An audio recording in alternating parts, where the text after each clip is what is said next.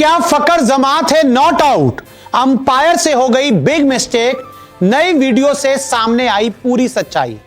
भारत और पाकिस्तान का मुकाबला सुपर 4 में काफी ज्यादा विवाद हुआ, लड़ाई झगड़ा हुआ, लेकिन जो एक मामला अभी तक सॉल्व नहीं हो पाया वो था फकर जमान का डिसमिसल।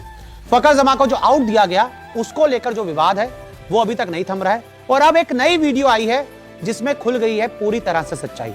तो फकर जमान क्या नॉट आउट थे या आउट, इस वीडियो में आपको बता देते हैं। तो देखिए, फकर जमान ने शॉट खेला था, गेंदबाज हार्दिक पांड्या थे और गेंद फकर जमान के बैट का एज लेकर पीछे संजू सैमसन के पास जाती है। और मैंने 6 तस्वीरों का स्क्रीनशॉट लिया, आपको एक एक करके दिखाता हूं। यहां पर आप देख सकते हैं कि जो गेंद है वो संजू सैमसन के हाथ में पहुंचने वाली है, अभी पूरी तरह से नहीं पहुंची और संजू सैमसन के जो हाथ हैं वो जमीन पे पूरे नीचे की तरफ है और जो गेंद है अभी थोड़ा उनसे आगे है।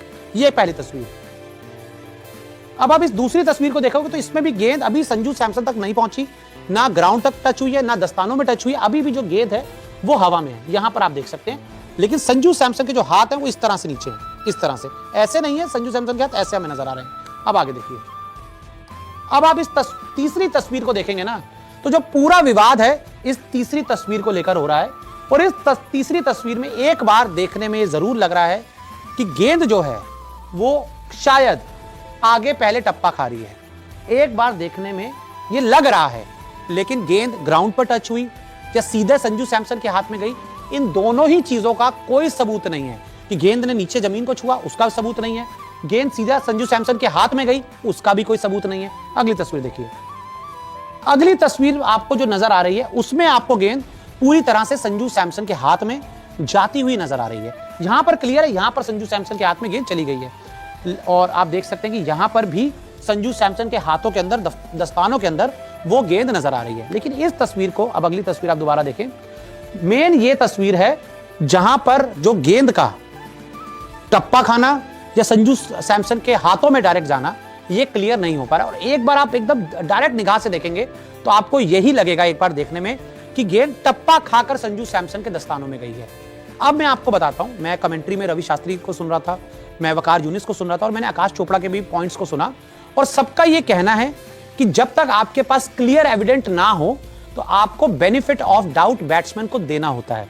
तो यहां पर जो बेनिफिट ऑफ डाउट है वो काफी हद तक फकर जमान के पास जाना चाहिए था और फकर जमान को यहां पर नॉट आउट दिया जाना चाहिए था, क्योंकि आपके पास कोई कंक्लूसिव एविडेंट नहीं था कि गेंद ने टप्पा दस्तानों के अंदर खाया है या फिर जमीन पर खाया। मतलब आपको ये क्लियर हो ही नहीं पाया, क्योंकि ऐसी क्लियर में कई बार, ऐसी कैचेस में कई बार ये क्लियर हो पाना बड़ा मुश्किल होता है कि गेंद का एक्चुअली टप्पा पड़ा तो पड़ा कहां।